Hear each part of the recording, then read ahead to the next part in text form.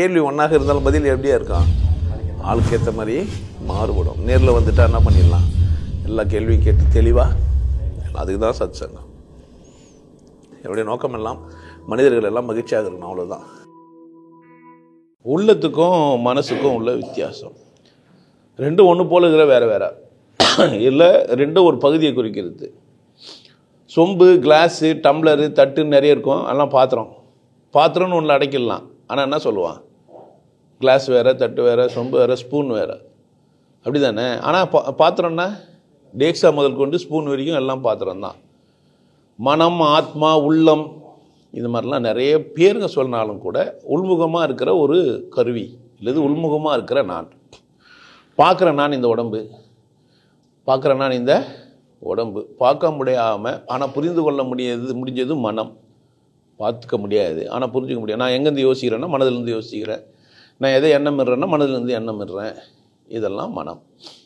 இந்த மனதில் ஒரு கூறு அல்லது மனதின் ஆழம் அப்படின்னா, இப்போ இட்டு, ஈகோ, சூப்பர் ஈகோலாம் அவங்க சொல்கிற மாதிரி ஆழமாக இருந்தால் அது பேர் உள்ளம்.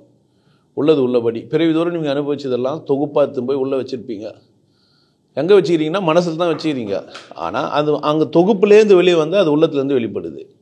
கற்றுக்கிட்டு போந்து வந்தது தொகுப்பு எல்லாத்தையும் மிக்ஸ் பண்ணி, அதாவது எல்லாத்துலேயும் 1/4 கிலோ போட்டு அதில் ஒரு 1/4 கிலோ வாங்கினீங்கன்னா அது பேர் மனசு. ஒரு தனித்தனியாக 1/4 கிலோ வாங்கினீங்க அப்படின்னா அது பேர் உள்ளம். ஸோ உள்ளம்னா உள்ளது உள்ளபடி இருந்தால் அது பேர் உள்ளம். மனம்னா எல்லாத்தையும் உள்ளடக்கியது. மனம், உள்ளம், ஆத்மா, மாதிரி பல பேர் இருக்குது. அதுக்கு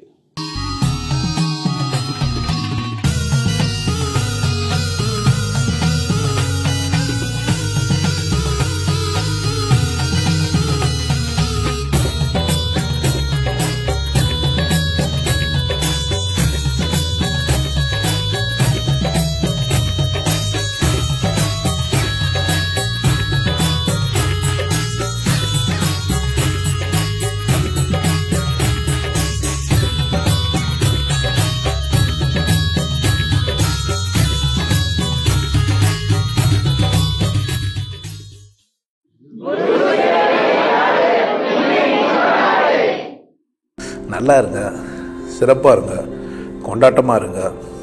உங்களை நீங்கள் மதிப்பு மிகுந்தவராக மாற்றுறது உங்கள் கையில் தான் இருக்குது. நல்லா இருங்க. நான் ஒரு வாய்ப்பு என்னை பயன்படுத்திக்கலாம். நல்லது.